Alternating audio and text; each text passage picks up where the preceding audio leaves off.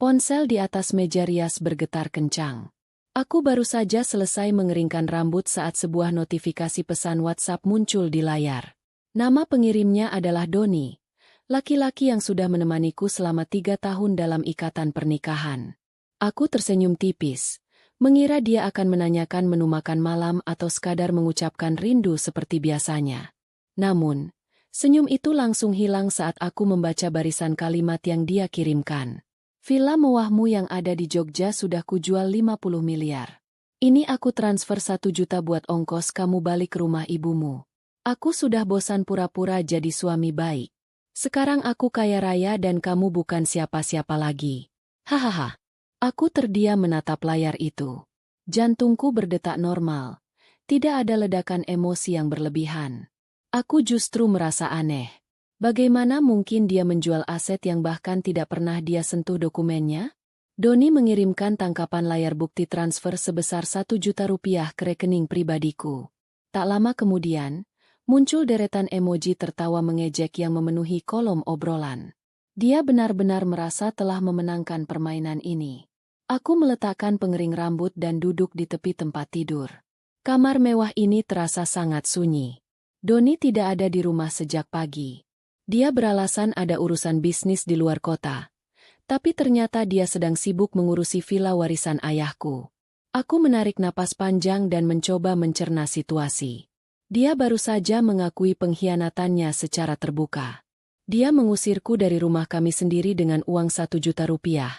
Seolah-olah aku adalah pengemis yang bisa dia buang kapan saja.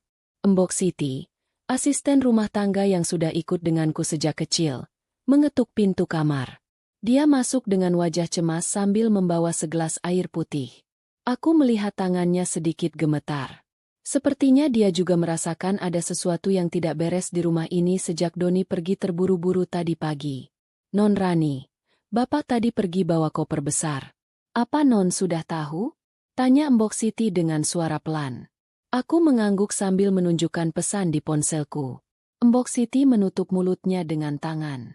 Matanya berkaca-kaca karena tidak percaya dengan apa yang baru saja dia baca. Dia tahu betul betapa aku sangat mencintai Doni selama ini. Dia juga tahu bahwa seluruh fasilitas yang dinikmati Doni adalah milik keluargaku. Bapak tegas sekali. Non. Lalu Non mau bagaimana? Ibu di kampung pasti sedih kalau tahu Non diperlakukan begini. Lanjut Mbok Siti. Aku meminum air putih itu dengan tenang. Jangan khawatir. Mbok, Doni hanya sedang bermimpi di siang bolong. Dia pikir dia sangat pintar. Tapi dia lupa dengan siapa dia menikah. Aku tidak akan pulang ke rumah ibu sekarang. Aku punya urusan yang harus kuselesaikan dengan laki-laki itu. Jawabku tegas. Aku berdiri dan berjalan menuju meja kerja di sudut kamar. Aku membuka laptop dan memeriksa notifikasi dari sistem keamanan brankas digitalku. Tidak ada tanda-tanda pembobolan paksa. Namun, aku ingat satu hal. Minggu lalu, Doni sempat bertanya tentang letak kunci cadangan ruang kerja. Aku sengaja memberitahunya sebuah laci yang jarang aku gunakan. Di sana, aku menyimpan sebuah map berwarna biru yang sangat identik dengan map dokumen properti. Doni pasti mengambil map itu. Dia pasti sangat yakin bahwa isinya adalah sertifikat asli Villa Jogja. Padahal, aku sudah menyiapkan jebakan itu sejak aku mencium aroma perselingkuhannya 3 bulan lalu.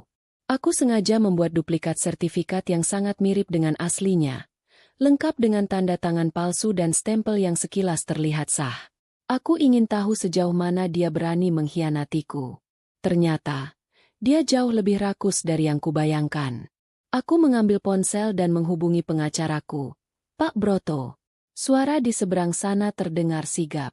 Aku menjelaskan situasi singkat tentang pesan Doni dan rencananya menjual aset tanpa izinku. Pak Broto segera mengerti apa yang harus dia lakukan.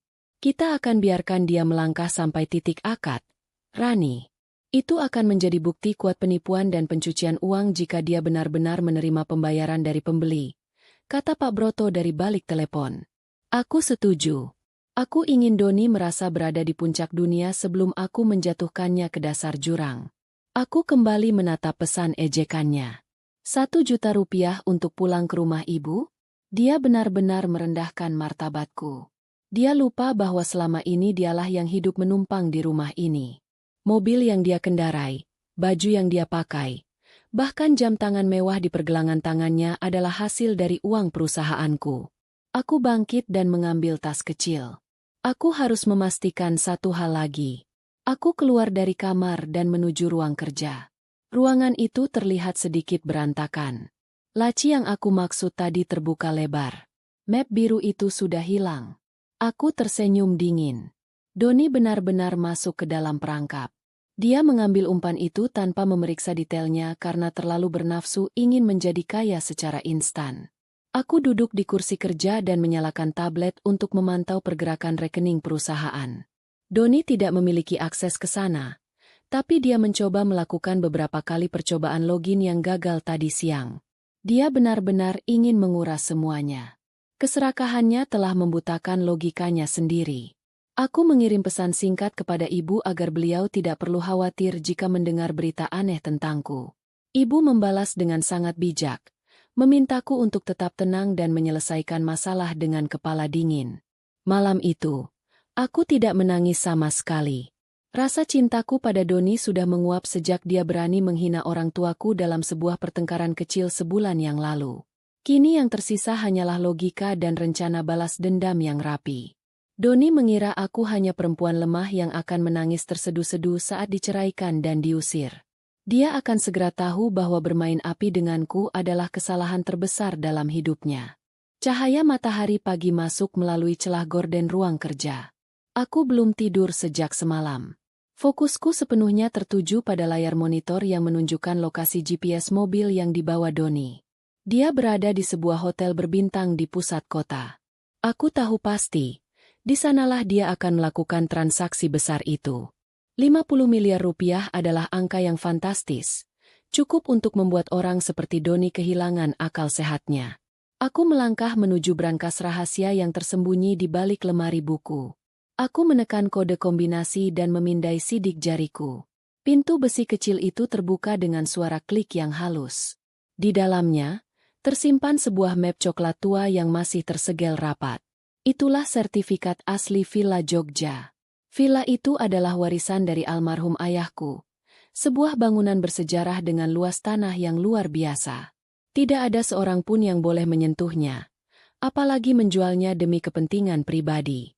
Aku mengeluarkan sertifikat itu dan mengusap permukaannya. Ayah membangun villa itu dengan kerja keras. Beliau berpesan agar aku menjaganya baik-baik. Doni sering merengek ingin mengelola villa itu sebagai hotel butik, tapi aku selalu menolak. Sekarang aku tahu alasan sebenarnya dia begitu tertarik. Dia ingin menguangkan kenanganku demi kesenangannya sendiri. Aku menutup brankas dan memasukkan sertifikat asli ke dalam tas kerjaku. Aku sudah menyiapkan dokumen pendukung lainnya, termasuk bukti kepemilikan sah dan surat kuasa yang tidak pernah aku berikan kepada Doni. Aku memanggil Mbok Siti untuk menyiapkan sarapan yang cukup banyak. Aku butuh energi untuk menghadapi drama yang akan terjadi siang nanti. Non, apa perlu Mbok panggilkan kerabat yang lain untuk menemani? Tanya Mbok Siti saat meletakkan piring nasi goreng di meja. Tidak perlu, Mbok. Aku sudah berkoordinasi dengan kepolisian dan pengacara.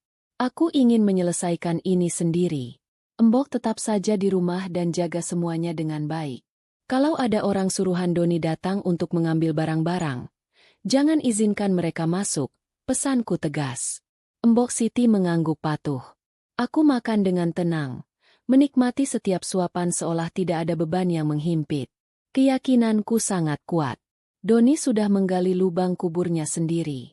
Dia terlalu meremehkan kecerdasanku hanya karena aku selalu bersikap lembut sebagai istri selama ini. Dia menganggap kelembutanku sebagai kelemahan. Sekitar pukul 9 pagi, ponselku kembali bergetar. Ada pesan dari nomor baru yang tidak aku kenal. Isinya adalah foto Doni yang sedang duduk di lobi hotel bersama seorang wanita cantik berpakaian seksi. Wanita itu adalah Maya, mantan kekasihnya yang dulu dia tinggalkan demi menikahiku. Ternyata mereka sudah lama menjalin hubungan di belakangku. Doni terlihat sangat bahagia dalam foto itu, memegang segelas sampanye dengan senyum lebar. Aku menyimpan foto itu sebagai tambahan bukti perselingkuhan. Hatiku tidak sakit, Justru aku merasa lega. Ini memudahkanku untuk memutus semua ikatan dengannya tanpa ada rasa bersalah. Aku segera menghubungi Pak Broto dan memberitahu lokasi tepatnya Doni berada. Pak Broto sudah berada di sekitar lokasi bersama 2 orang anggota polisi berpakaian preman. Rani, kita tinggal menunggu konfirmasi dari pihak notaris yang akan menangani transaksi mereka. Saya sudah menanam orang di kantor notaris tersebut untuk memberikan sinyal saat mereka mulai membaca dokumen, lapor Pak Broto. Bagus. Pak, saya akan berangkat sekarang. Kita bertemu di lobi samping, kataku. Aku mengenakan setelan kantor berwarna hitam yang memberikan kesan kuat dan mandiri. Aku memoles lipstik merah berani di bibirku. Aku tidak ingin terlihat seperti istri yang teraniaya. Aku ingin terlihat seperti pemilik sah yang akan mengambil kembali haknya. Sebelum keluar rumah, aku menyempatkan diri menelepon ibu sekali lagi. Bu, Rani berangkat sekarang. Doakan semuanya lancar ya, ucapku. Ibu pasti selalu mendoakanmu. Nak, hati-hati. Ingat, jangan terpancing emosi. Biarkan hukum yang bekerja. Suara ibu di telepon menenangkanku. Aku menutup telepon dan masuk ke dalam mobil. Aku menyetir sendiri menuju hotel tersebut. Di sepanjang jalan, aku membayangkan wajah Doni saat dia menyadari bahwa kertas yang dia bangga-banggakan itu tidak lebih dari sampah. Dia pasti sudah menjanjikan banyak hal pada Maya dengan uang 50 miliar itu. Mungkin mereka sudah berencana kabur ke luar negeri setelah transaksi selesai. Tiba di hotel, aku melihat mobil mewah yang Doni bawa terparkir di area depan. Dia benar-benar tidak tahu malu menggunakan fasilitas dariku untuk mengkhianatiku. Aku memarkir mobil di area yang agak jauh agar tidak terlihat olehnya. Aku berjalan menuju lobi samping dan bertemu dengan Pak Broto. Mereka sudah naik ke ruang pertemuan di lantai 4. Rani, notarisnya sudah ada di sana. Pembelinya adalah seorang pengusaha dari Jakarta yang memang sedang mencari lahan di Jogja. Pengusaha itu tidak tahu kalau dokumennya palsu. Jelas Pak Broto. Kita biarkan mereka mulai tanda tangan dokumen pengikat dulu, Pak. Saat itulah Doni secara hukum sudah melakukan upaya penipuan. Kataku dengan nada dingin. Pak Broto mengangguk setuju. Kami bergerak menuju lift dengan tenang.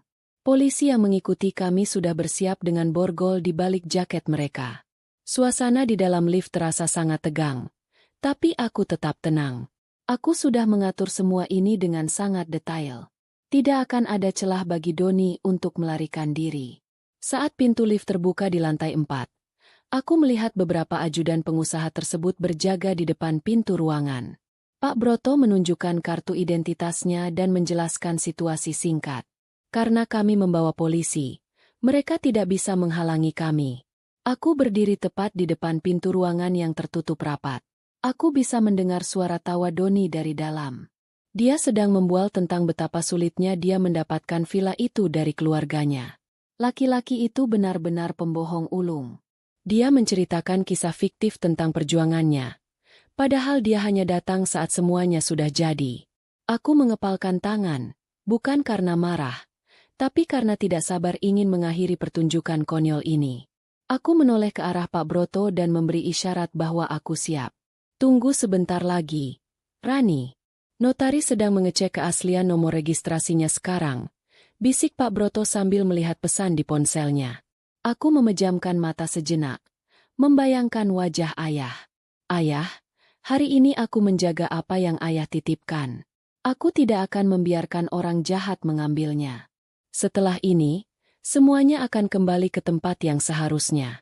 Aku akan memulai hidup baru tanpa beban dan tanpa pengkhianat di sampingku. Tiba-tiba, suara keras terdengar dari dalam ruangan. Sepertinya notaris sudah menemukan kejanggalan pada dokumen tersebut.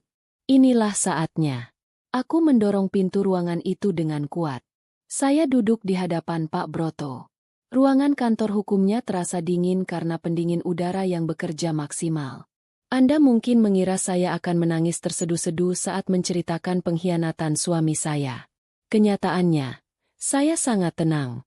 Saya meletakkan tablet di atas meja kayu mahoni yang mengkilap. Layar itu menampilkan rekaman kamera tersembunyi dari ruang kerja saya di rumah. Pak Broto memakai kacamata bacanya. Dia memperhatikan video itu dengan saksama. Dalam rekaman tersebut, Doni terlihat mengendap-endap masuk ke ruangan saya. Dia membuka laci meja kerja dengan kunci duplikat. Wajahnya terlihat sangat tegang namun penuh ambisi.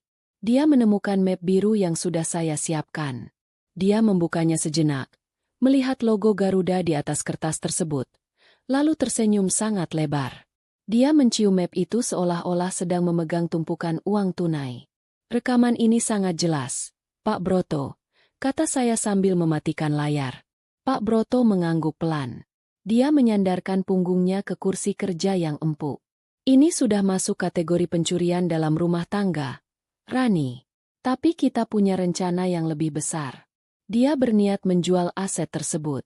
Itu artinya dia melakukan penipuan terhadap calon pembeli juga. Jelas Pak Broto. Saya mengeluarkan ponsel saya. Saya menunjukkan pesan ejekan yang Doni kirimkan kemarin. Pesan itu berisi pengakuan bahwa dia sudah menjual villa saya. Padahal transaksi resmi belum terjadi. Dia hanya baru menerima uang muka atau baru dalam tahap kesepakatan awal. Keberaniannya mengirim pesan itu menunjukkan betapa dia sangat meremehkan saya. Dia pikir saya sudah hancur. Dia pikir saya sedang mengemasi barang-barang saya sambil menangis untuk pulang ke rumah ibu. Kamu tahu, Rani, orang yang sedang merasa menang cenderung ceroboh. Doni tidak memeriksa keaslian sertifikat itu secara detail. Dia hanya melihat tampilannya saja.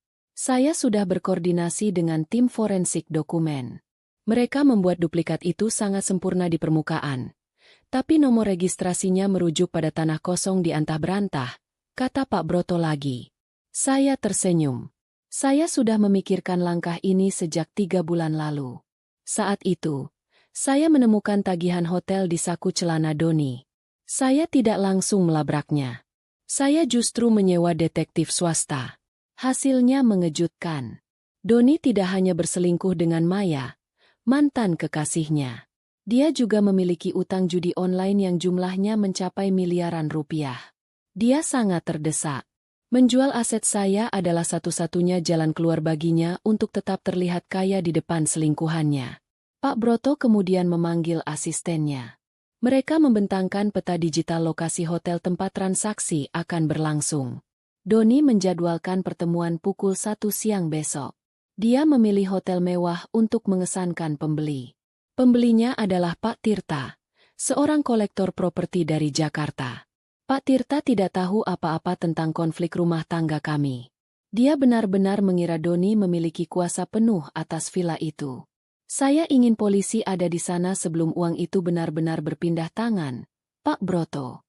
Saya tidak ingin Pak Tirta merugi, tapi saya ingin Doni tertangkap saat dia sedang memegang dokumen palsu itu di depan notaris, kata saya dengan suara tegas. Pak Broto menghubungi seorang komisaris polisi yang merupakan rekan lamanya. Mereka mengatur strategi penangkapan. Polisi akan menyamar sebagai tamu hotel dan beberapa akan berada di dalam ruangan pertemuan sebagai saksi ahli atau staf notaris. Semua sudah terencana dengan sangat rapi. Saya merasakan kepuasan tersendiri melihat bagaimana jaring-jaring hukum ini mulai mengepung Doni. Sore harinya, saya kembali ke rumah untuk memastikan keadaan. Rumah itu terasa sangat luas dan kosong. Saya masuk ke kamar ibu. Ibu sedang duduk di kursi goyang sambil membaca majalah. Beliau menatap saya dengan pandangan khawatir. Saya duduk di lantai dan menyandarkan kepala di lutut beliau. Rani, kamu tidak apa-apa? Ibu dengar dari Mbok Siti kalau Doni pergi. Tanya ibu dengan suara lembut. Jangan khawatir, Bu. Rani sedang membereskan sampah di rumah ini. Rani ingin ibu hidup tenang tanpa melihat orang jahat lagi di sekitar kita. Jawab saya. Ibu mengusap rambut saya. Beliau adalah kekuatan terbesar saya. Ayah menitipkan ibu dan semua aset keluarga kepada saya karena beliau tahu saya sanggup menjaganya. Doni hanyalah kerikil kecil yang tidak sengaja masuk ke dalam sepatu saya. Sekarang, saatnya mengeluarkan kerikil itu dan membuangnya ke tempat sampah. Saya menghabiskan waktu malam itu dengan memeriksa kembali semua dokumen bisnis perusahaan saya. Saya memastikan tidak ada 1 sen pun uang perusahaan yang bisa Doni akses lagi. Saya sudah memblokir semua kartu kredit tambahan yang dia pegang. Saya ingin dia merasakan bagaimana rasanya menjadi orang yang benar-benar tidak punya apa-apa sebelum dia masuk ke penjara. Anda mungkin berpikir saya kejam. Namun, bayangkan jika posisi saya adalah Anda. Suami yang Anda cintai, yang Anda beri kehidupan mewah, tiba-tiba mencoba merampok harta warisan orang tua Anda dan mengusir Anda dengan uang 1 juta rupiah. Itu bukan sekadar pengkhianatan. Itu adalah penghinaan terhadap harga diri. Saya tidak akan membiarkan dia menang satu langkah pun. Doni sedang berada di sebuah restoran mewah saat ini. Saya tahu itu karena alat pelacak yang saya pasang di mobilnya masih berfungsi dengan baik. Saya melihat layar ponsel saya yang menampilkan posisi GPS-nya. Dia berada di kawasan elit Jakarta Selatan. Detektif swasta saya mengirimkan beberapa foto terbaru melalui pesan instan. Dalam foto-foto tersebut, Doni terlihat sangat berbeda. Dia mengenakan jas baru yang harganya pasti puluhan juta rupiah. Dia duduk berhadapan dengan Maya. Wanita itu mengenakan gaun merah yang sangat mencolok. Mereka terlihat sangat mesra. Doni memegang tangan Maya sambil mengangkat gelas wine. Mereka sedang merayakan kekayaan yang sebenarnya belum mereka miliki. Sayang, setelah uang 50 miliar itu masuk, kita langsung ke Paris ya? Aku sudah bosan di Jakarta. Suara Maya terdengar dari rekaman suara yang dikirimkan detektif saya. Doni tertawa keras. Tawa yang sangat saya kenal. Tawa penuh kesombongan. Tentu saja. Sayang. Kita akan beli apartemen di sana.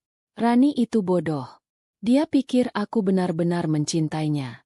Dia cuma mesin uangku selama ini. Sekarang, dia pasti sedang menangis di rumah ibunya yang kecil itu. Aku cuma kasih dia 1 juta supaya dia tahu diri kalau dia itu rendah. Jawab Doni. Mendengar kata-kata itu, darah saya terasa sedikit mendidih. Dia menyebut rumah ibu saya kecil dan rendah. Dia lupa bahwa rumah itulah yang menampungnya saat dia hampir bangkrut 5 tahun lalu. Dia lupa bahwa ayahnya pernah memohon kepada ayah saya untuk memberikan pekerjaan kepadanya. Manusia ini benar-benar tidak tahu cara berterima kasih. Maya tertawa manja. Tapi sertifikat itu aman kan, Mas? Jangan sampai dia lapor polisi. Tanya Maya dengan nada sedikit cemas. Aman. Dia tidak akan berani. Dia itu lemah. Dia terlalu mencintaiku untuk berani melaporkanku. Lagi pula, dia tidak punya bukti. Sertifikat itu sudah ada di tanganku. Besok siang kita akan jadi orang paling kaya. Doni meyakinkan selingkuhannya itu dengan penuh percaya diri. Saya mematikan rekaman suara itu. Saya tidak perlu mendengar lebih banyak lagi. Kesombongan Doni adalah senjataku yang paling mematikan. Dia merasa sangat aman karena dia menganggap saya lemah. Itulah kesalahan terbesarnya. Dia menilai saya dari cara saya melayaninya sebagai istri, bukan dari cara saya memimpin perusahaan. Malam semakin larut. Saya melihat mereka berdua keluar dari restoran dan masuk ke dalam mobil. Mereka menuju ke sebuah hotel mewah lainnya untuk menginap. Doni benar-benar menghabiskan sisa batas saldo kartu kredit yang belum sempat saya blokir sore tadi. Saya membiarkannya. Biarlah dia menikmati malam terakhirnya sebagai orang bebas dengan kemewahan palsu itu. Saya menelepon Pak Yanuar, polisi yang bertugas membantu saya. Pak Yanuar mengonfirmasi bahwa timnya sudah siap. Mereka sudah memesan kamar yang tepat di sebelah ruang pertemuan besok. Notaris yang akan memimpin acara juga sudah bekerja sama dengan kami. Notaris tersebut sebenarnya adalah teman baik ayah saya. Dia sangat terkejut saat tahu Doni mencoba menjual aset saya dengan dokumen palsu. Rani, kamu harus tetap tenang besok. Jangan tunjukkan wajah marah saat masuk ruangan. Biarkan dia merasa menang sampai detik terakhir. Pesan Pak Yanuar. Saya mengerti, Pak. Saya akan datang tepat waktu. Jawab saya singkat. Saya meletakkan ponsel dan berjalan menuju jendela besar di kamar saya. Kota Jakarta terlihat sangat terang dengan lampu-lampu gedung yang menjulang tinggi. Saya merasa sangat kuat malam ini. Tidak ada lagi rasa sedih atau kecewa. Yang ada hanyalah semangat untuk menyelesaikan misi ini.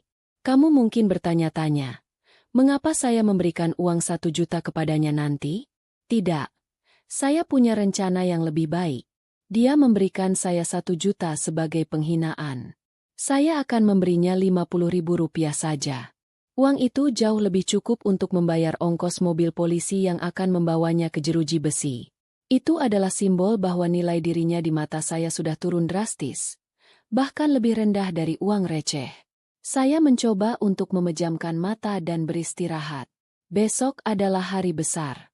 Hari di mana semua sandiwara ini berakhir. Hari di mana Doni akan menyadari bahwa dia bukan siapa-siapa tanpa saya.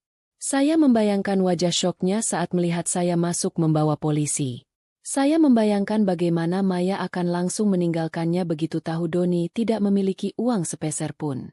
Wanita seperti Maya hanya mencintai harta. Begitu harta itu hilang, dia akan lari mencari mangsa baru. Doni akan membusuk di penjara sendirian, tanpa istri yang tulus dan tanpa selingkuhan yang dia banggakan. Itulah karma yang pantas untuknya. Pengkhianatan dibalas dengan kehancuran total. Saya terbangun tepat pukul 6 pagi. Saya merasa sangat segar. Saya mengenakan pakaian terbaik saya hari ini. Saya ingin terlihat sangat cantik saat saya mengakhiri hidup pria itu secara sosial dan hukum. Saya memeriksa tas saya sekali lagi. Sertifikat asli ada di sana. Surat cerai juga sudah disiapkan oleh tim Pak Broto. Semuanya sudah siap. Permainan segera dimulai. Saya memarkir mobil di area parkir bawah tanah hotel. Saya menarik napas dalam. Saya merasakan detak jantung saya tetap stabil. Saya melihat jam di pergelangan tangan. Waktu menunjukkan pukul 1 siang kurang 10 menit. Saya keluar dari mobil. Saya membawa tas kulit berisi sertifikat asli. Saya berjalan menuju lift. Saya menekan tombol lantai 4. Lift bergerak naik dengan cepat. Saya melihat pantulan diri saya di cermin lift. Saya terlihat sangat siap. Saya tidak merasakan keraguan sedikit pun. Pintu lift terbuka. Saya melihat area lobi lantai 4 yang sangat mewah. Karpet merah tebal menutupi seluruh lantai. Lampu kristal besar menggantung di langit-langit. Saya melihat Pak Broto dan tim polisi sudah berada di posisi mereka masing-masing. Mereka menyamar dengan sangat baik. Ada yang pura-pura membaca koran. Ada yang duduk sambil memainkan ponsel. Pak Broto memberi saya kode melalui anggukan kecil. Saya berjalan menuju lounge yang lebih sepi. Saya duduk di sana untuk menunggu aba-aba. Di dalam ruang pertemuan nomor 402, Doni sudah duduk manis. Saya tahu ini dari laporan tim saya di dalam. Doni datang bersama Maya. Maya mengenakan perhiasan yang sangat berlebihan.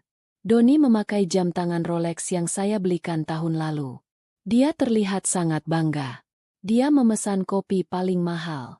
Dia berbicara dengan nada suara yang keras agar orang lain mendengar. Dia ingin semua orang tahu bahwa dia adalah orang penting hari ini. Pak Tirta masuk ke ruangan. Dia adalah calon pembeli villa saya. Dia datang bersama 2 orang asisten dan seorang pengacara. Pak Tirta terlihat sangat serius. Dia ingin transaksi ini selesai dengan cepat. Dia sudah membawa dokumen pembayaran. Dia sudah menyiapkan cek senilai 50 miliar rupiah. Doni berdiri dan menyambut Pak Tirta dengan sangat ramah. Dia menjabat tangan Pak Tirta dengan kuat. Dia menunjukkan senyum paling lebar yang pernah saya lihat. Silakan duduk, Pak Tirta. Saya sudah menyiapkan semuanya. Kita bisa langsung ke inti acara, kata Doni dengan suara lantang. Pak Tirta mengangguk pelan. Dia duduk di kursi utama. Asistennya meletakkan sebuah tas koper di atas meja. Doni menatap tas itu dengan mata yang berbinar. Dia membayangkan uang di dalamnya. Dia tidak tahu bahwa uang itu belum menjadi miliknya. Dia merasa sudah memenangkan dunia. Maya duduk di samping Doni.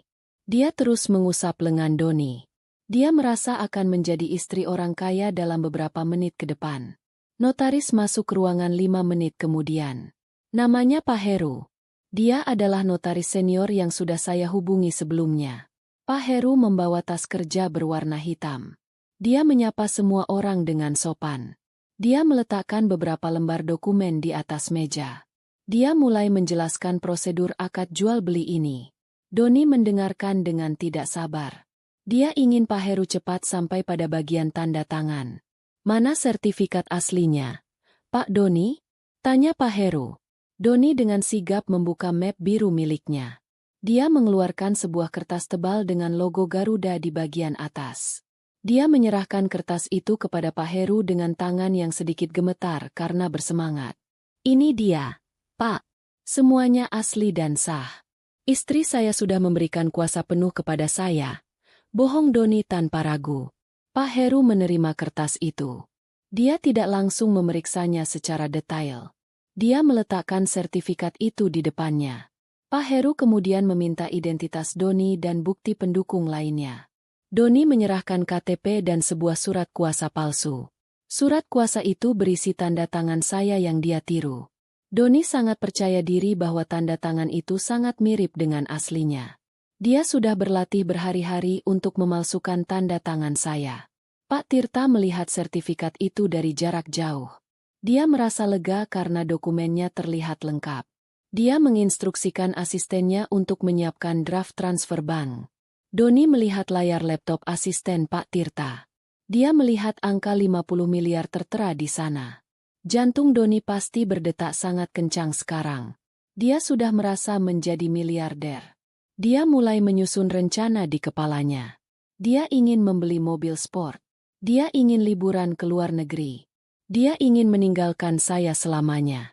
Baik, saya akan mulai memeriksa keabsahan dokumen ini melalui sistem online BPN, kata Pak Heru. Doni mengangguk dengan santai.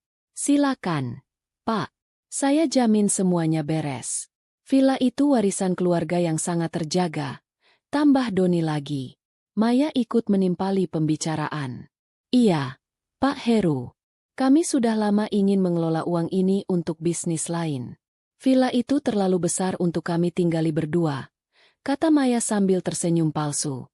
Pak Tirta hanya diam. Dia menunggu konfirmasi dari notaris.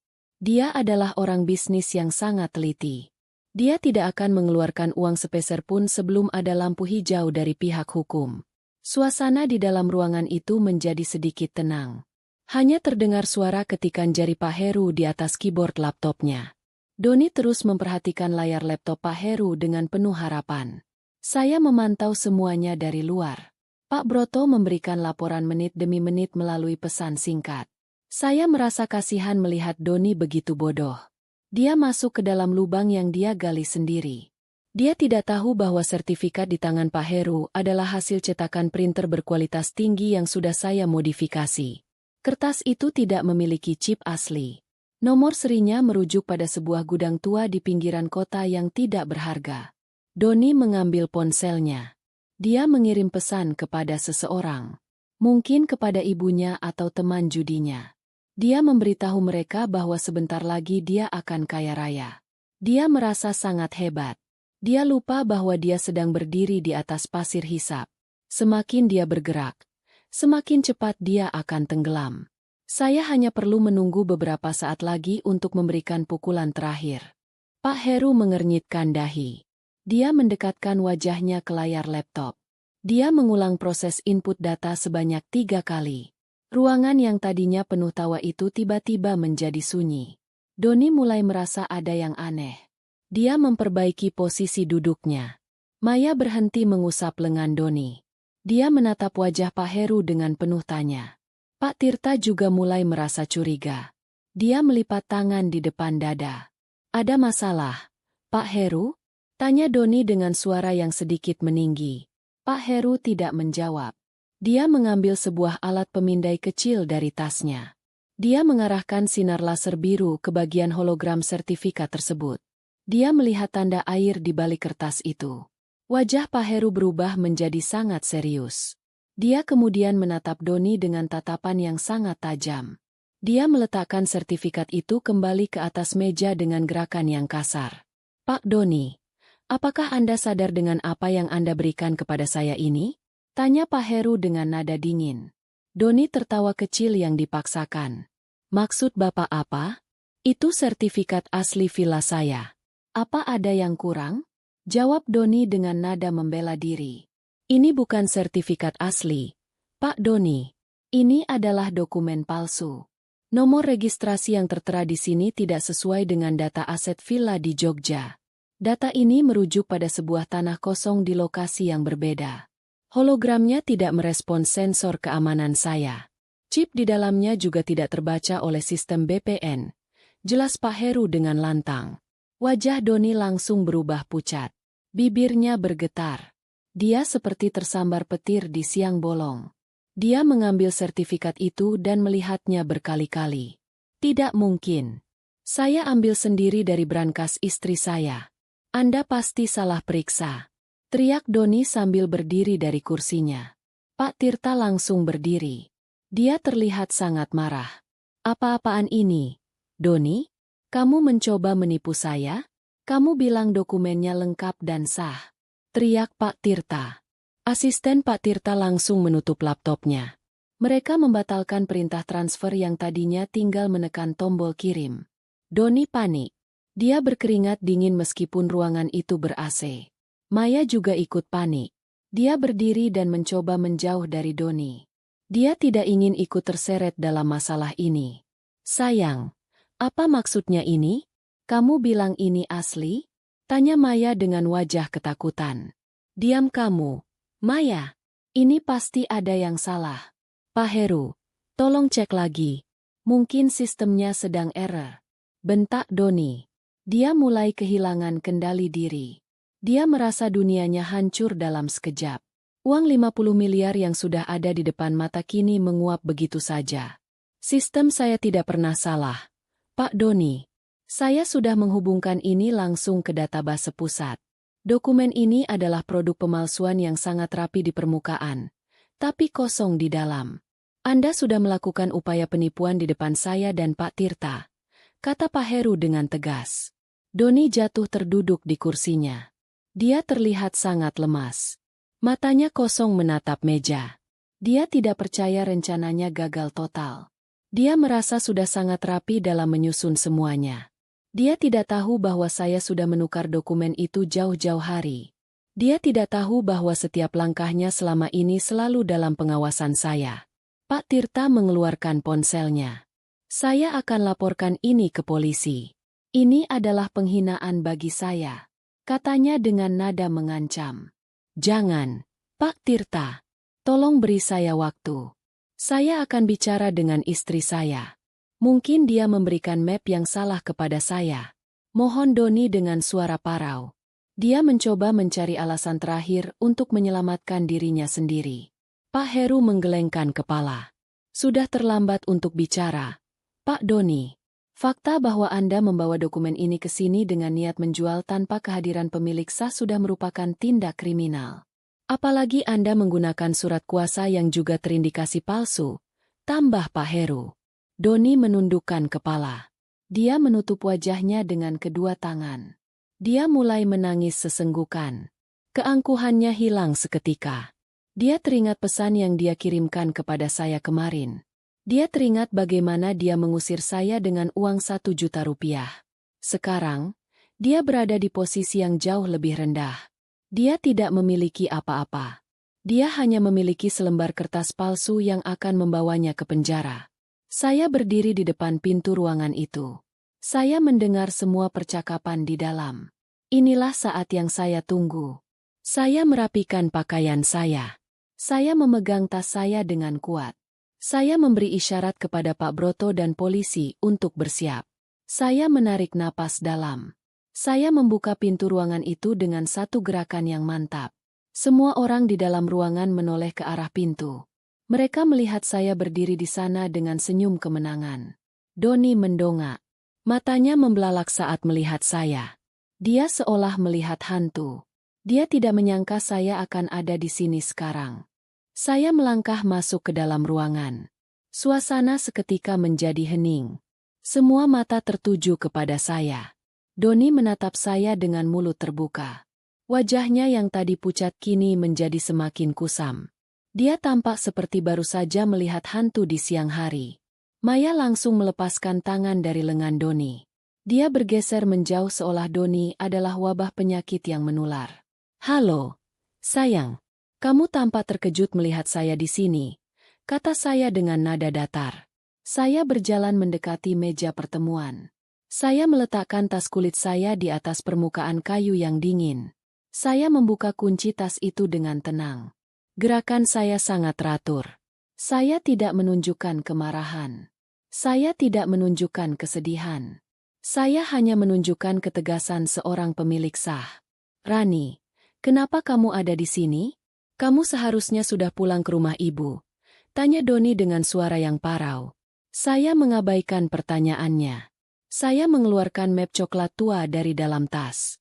Saya menyerahkan map itu kepada Pak Heru, sang notaris. Pak Heru menerima map itu dengan hormat. Beliau mengenal saya sejak lama. Beliau tahu siapa pemilik asli aset ini. Pak Heru, silakan Anda periksa ini. Ini adalah sertifikat asli Villa Jogja yang sebenarnya. Dokumen yang dibawa oleh Doni hanyalah sampah yang saya siapkan untuk menjebak pencuri, kata saya dengan suara lantang. Pak Heru membuka map itu. Beliau mengeluarkan sertifikat asli. Beliau melakukan prosedur pemeriksaan yang sama seperti sebelumnya. Sinar laser biru kembali muncul. Kali ini, sistem memberikan respons positif. Lampu hijau menyala di layar laptop Pak Heru. Data di layar menunjukkan nama saya sebagai pemilik tunggal. Tidak ada nama Doni di sana. Tidak ada surat kuasa yang pernah saya tanda tangani untuk penjualan ini. Ini benar. Ini adalah sertifikat asli yang sah, tegas Pak Heru. Pak Tirta berdiri dari kursinya. Dia menatap Doni dengan penuh amarah. Dia merasa hampir kehilangan 50 miliar rupiah karena penipuan ini. Kamu benar-benar nekat. Doni. Kamu hampir saja menghancurkan reputasi saya, kata Pak Tirta dengan suara menggelegar. Doni mencoba mendekati saya. Dia ingin meraih tangan saya. Saya langsung mundur satu langkah. Dua orang polisi berpakaian preman yang tadi menunggu di luar segera masuk ke dalam ruangan. Mereka berdiri di samping saya. Mereka menunjukkan tanda pengenal kepolisian kepada semua orang. Doni Pratama, Anda kami tangkap atas dugaan pencurian dokumen, pemalsuan surat berharga, dan percobaan penipuan, kata salah satu polisi dengan tegas. Kamu pasti tidak menyangka ini akan terjadi, bukan? Kamu terlalu fokus pada angka 50 miliar itu. Kamu lupa bahwa saya selalu memperhatikan setiap gerak-gerikmu. Kamu pikir saya wanita bodoh yang bisa kamu buang begitu saja. Kamu salah besar. Kamu baru saja menghancurkan hidupmu sendiri dengan tanganmu sendiri. Maya tiba-tiba berteriak. Dia menunjuk ke arah Doni. Pak polisi, saya tidak tahu apa-apa. Dia yang bilang kalau dia pemilik villa ini. Saya hanya diajak ke sini. Teriak Maya dengan wajah ketakutan. Doni menoleh ke arah Maya. Dia terlihat sangat kecewa. Maya, kenapa kamu bicara begitu? Kita kan mau ke Paris sama-sama. Seru Doni. Maya mendengus sinis. Dia mengambil tas mewahnya. Ke Paris pakai uang haram? Tidak sudi. Kamu itu penipu. Kamu cuma memanfaatkan saya. Jawab Maya dengan kasar. Saya melihat pemandangan itu dengan perasaan puas. Anda bisa melihat betapa cepatnya kesetiaan palsu itu menghilang. Maya tidak pernah mencintai Doni. Dia hanya mencintai uang yang Doni janjikan. Sekarang, saat uang itu tidak ada, dia adalah orang pertama yang meninggalkan Doni. Doni terlihat sangat hancur melihat kenyataan ini. Polisi mulai memegang lengan Doni. Doni mencoba memberontak sebentar, tapi dia tidak berdaya. Dia menatap saya dengan mata yang mulai basah. Rani, tolong maafkan aku. Aku hilaf. Aku punya utang banyak. Tolong jangan biarkan mereka membawaku. Mohon Doni. Pesanmu kemarin sangat jelas. Doni. Kamu menyuruhku pulang dengan uang 1 juta. Kamu mengejekku dengan emoji tertawa. Sekarang, giliran saya yang memberikan sesuatu untukmu, kata saya sambil merogoh saku baju. Saya mengeluarkan selembar uang 50.000 rupiah.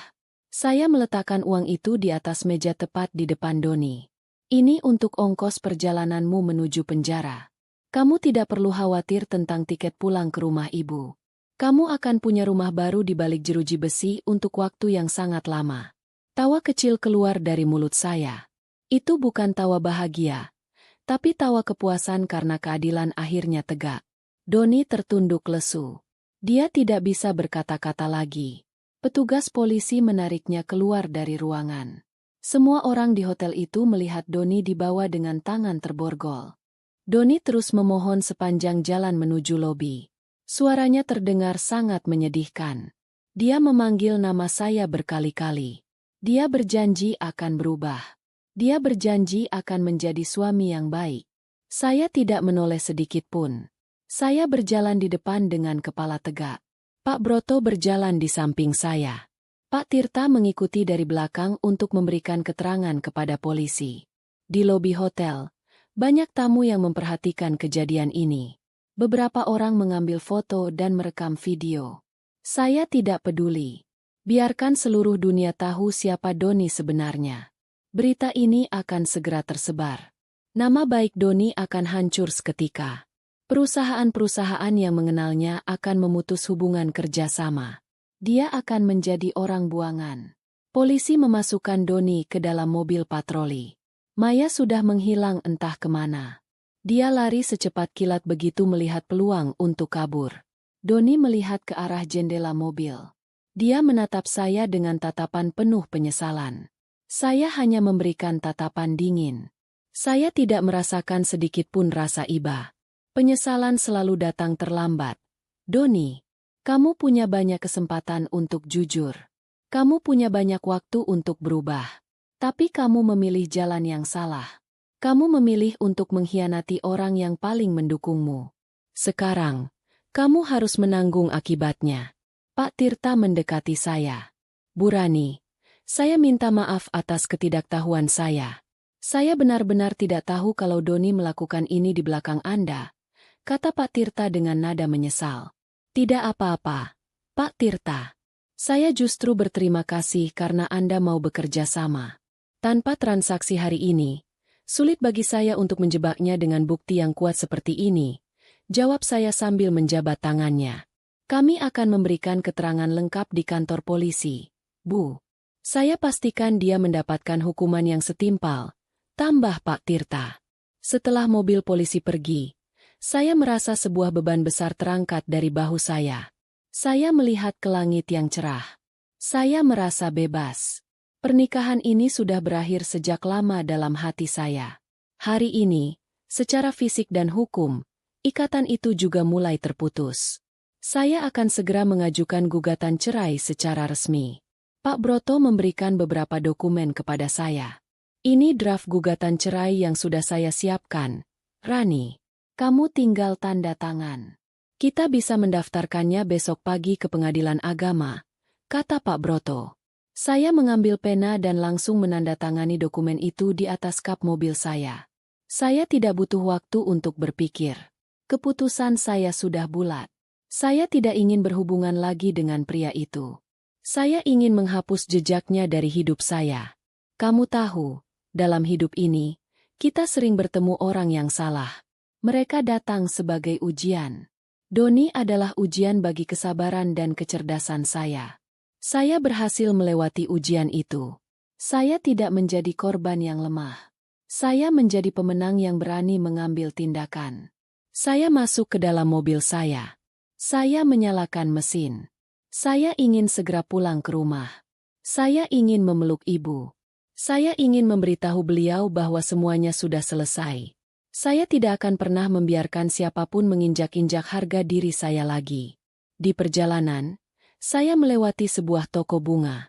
Saya berhenti sejenak dan membeli buket mawar putih yang besar. Bunga ini untuk diri saya sendiri. Sebagai tanda awal kehidupan yang baru. Kehidupan tanpa kebohongan. Kehidupan tanpa pengkhianatan. Saya tersenyum saat melihat bunga itu di kursi samping. Doni mengira 1 juta rupiah cukup untuk membuang saya. Dia tidak tahu bahwa saya bisa membeli seluruh toko bunga ini jika saya mau. Dia hanya melihat saya sebagai istri, bukan sebagai individu yang kuat. Itu adalah kesombongan yang menghancurkannya. Sampai di rumah, Mbok Siti menyambut saya dengan tangis haru. Dia sudah mendengar kabar dari Pak Broto. Non Rani hebat sekali. Mbok bangga sama Non, kata Mbok Siti sambil memeluk saya. Saya masuk ke kamar ibu. Beliau sedang duduk di tempat tidur sambil berzikir. Saya mendekati beliau dan mencium tangannya. Semuanya sudah selesai, Bu. Doni sudah ditangkap.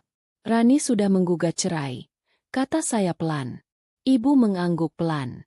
Mata beliau berkaca-kaca. Alhamdulillah. Nak, sekarang kamu bisa fokus pada kebahagiaanmu sendiri. Jangan lihat ke belakang lagi. Masa depanmu masih panjang dan cerah. Pesan ibu. Malam itu, saya tidur dengan sangat nyenyak. Tidak ada lagi beban pikiran tentang perselingkuhan Doni. Tidak ada lagi kecemasan tentang harta warisan ayah. Semuanya aman di bawah kendali saya. Saya siap menyambut hari esok dengan semangat baru. Saya adalah Rani, seorang wanita yang tidak bisa diremehkan. Mobil polisi yang membawa Doni melaju pergi meninggalkan halaman hotel. Saya berdiri di lobi utama dengan perasaan tenang. Pak Broto mendampingi saya menuju kantor polisi untuk memberikan keterangan tambahan. Saya masuk ke dalam mobil mewah saya sendiri. Saya mengemudikan kendaraan dengan perlahan. Pikiran saya melayang pada kenangan masa lalu.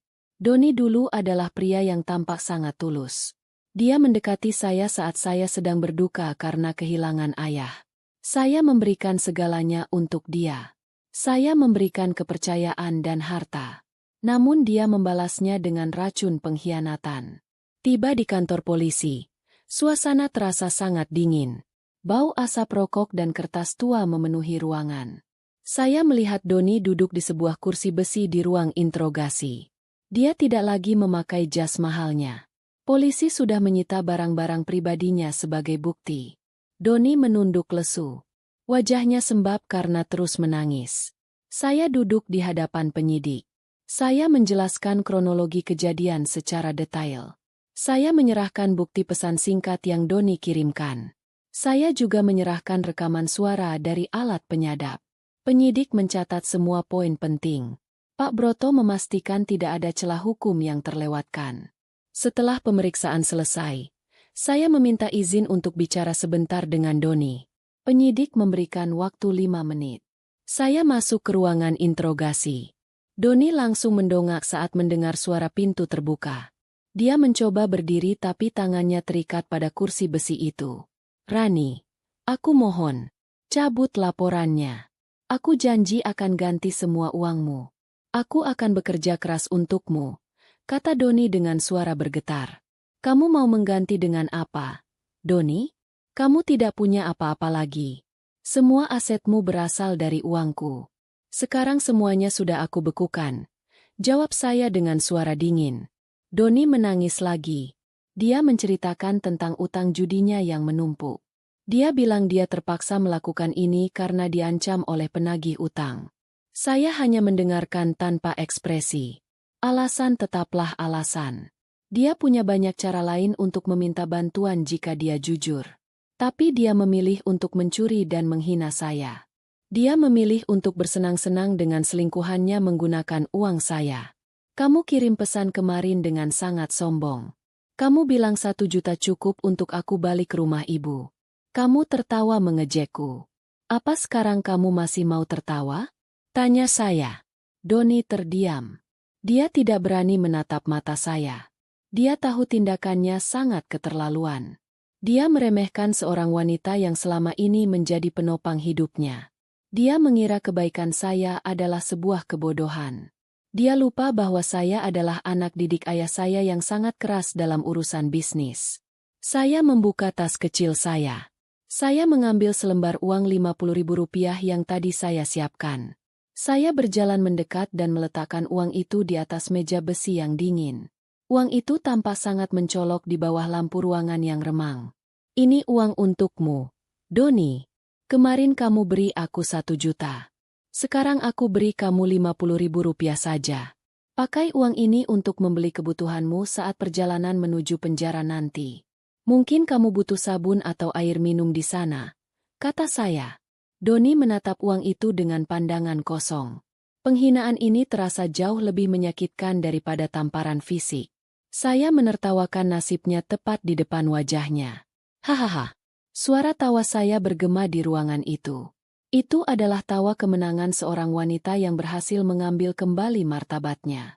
Doni hanya bisa terisak tanpa mampu membalas kata-kata saya.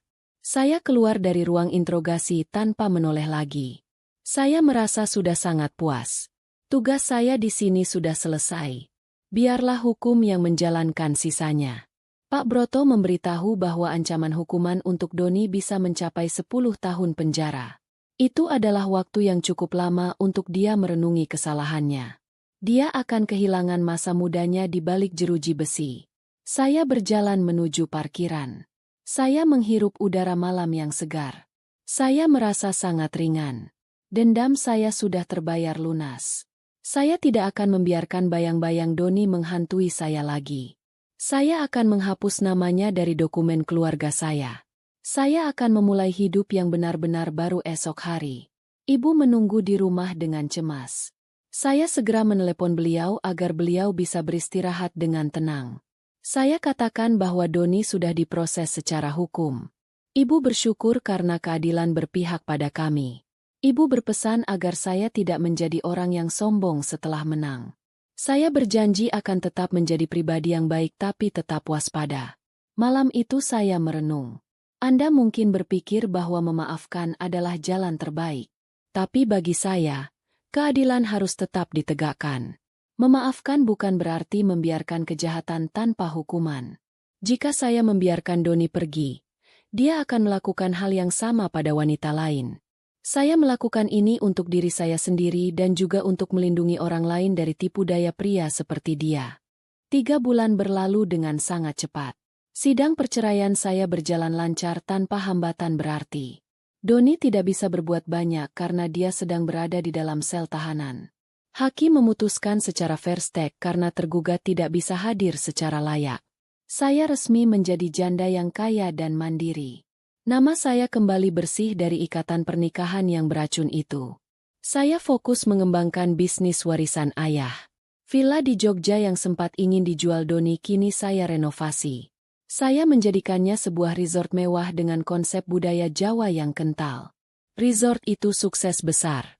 Banyak tamu dari luar negeri datang untuk menginap di sana. Saya sering berkunjung ke sana untuk memantau perkembangan bisnis. Saya merasa kehadiran ayah selalu ada di setiap sudut bangunan itu. Suatu sore, saya sedang duduk di lobi resort saya sendiri. Saya menikmati secangkir teh hangat sambil melihat pemandangan sawah yang hijau. Seorang pria menghampiri saya. Namanya adalah Aris. Dia adalah seorang arsitek yang membantu saya merenovasi resort ini. Aris adalah pria yang sangat sopan dan rendah hati. Dia selalu bicara dengan nada yang lembut dan penuh hormat. Ibu Rani, ada beberapa bagian di taman belakang yang ingin saya diskusikan. Apakah ibu punya waktu? Tanya Aris sambil tersenyum. Saya mengangguk dan mempersilakannya duduk. Kami berdiskusi tentang detail teknis arsitektur. Pembicaraan kami mengalir dengan sangat nyaman. Aris tidak pernah menanyakan tentang masa lalu saya secara berlebihan. Dia menghargai batasan saya. Lama-kelamaan, hubungan profesional kami berubah menjadi persahabatan yang erat. Aris berbeda jauh dari Doni. Dia tidak pernah meminta fasilitas apapun dari saya. Dia justru sering memberikan ide-ide brilian secara cuma-cuma untuk kemajuan bisnis saya. Dia mencintai pekerjaannya dan sangat menyayangi ibunya. Saya sering melihat dia menelepon ibunya hanya untuk sekadar menanyakan kabar. Hal kecil itu membuat saya merasa bahwa dia adalah pria yang baik. Setelah 1 tahun saling mengenal, Aris menyatakan perasaannya. Dia tidak melamar saya dengan kemewahan yang palsu. Dia mengajak saya ke rumah ibunya. Dia memperkenalkan saya sebagai wanita yang sangat dia kagumi. Ibu Aris menyambut saya dengan tangan terbuka. Beliau tidak peduli dengan status saya yang pernah bercerai. Beliau hanya melihat ketulusan hati saya. Rani, aku ingin menjagamu bukan karena hartamu. Aku ingin menjadi teman hidupmu untuk membangun masa depan bersama. Apakah kamu bersedia menikah denganku? Tanya Aris suatu malam di bawah sinar rembulan Jogja. Saya melihat ketulusan di matanya. Saya tidak merasakan keraguan sedikit pun. Saya mengiyakan ajakannya. Kami menikah dengan acara yang sangat sederhana tapi penuh dengan kebahagiaan. Tidak ada pesta mewah yang berlebihan. Hanya ada keluarga dan teman-teman terdekat. Ibu saya terlihat sangat bahagia melihat saya menemukan pria yang tepat. Beberapa waktu kemudian, saya mendapat kabar tentang Doni. Pak Broto memberikan laporan terbaru. Doni sudah dijatuhi hukuman 8 tahun penjara. Hartanya yang tersisa habis untuk membayar pengacara yang gagal membelanya.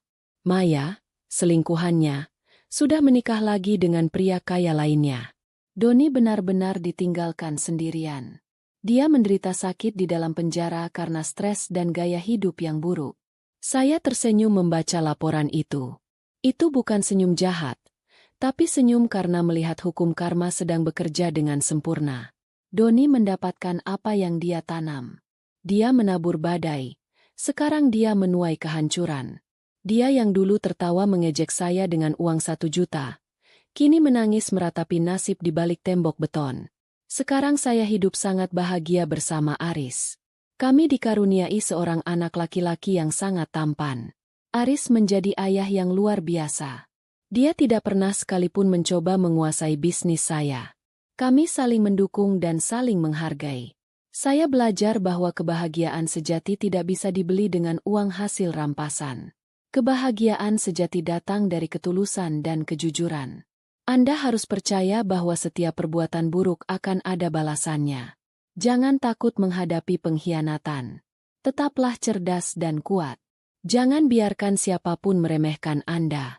Dunia akan berputar dan pada saatnya Anda akan menjadi pihak yang menertawakan nasib buruk orang-orang yang pernah menyakiti Anda. Hidup saya adalah bukti nyata bahwa kebenaran akan selalu menang. Setiap pagi saya bangun dengan rasa syukur. Saya melihat ibu yang sehat dan suami yang setia di sisi saya. Saya melihat anak saya bermain di taman yang asri. Kenangan pahit tentang Doni sudah terkubur dalam-dalam. Saya sudah menang sepenuhnya. Saya adalah pemilik takdir saya sendiri.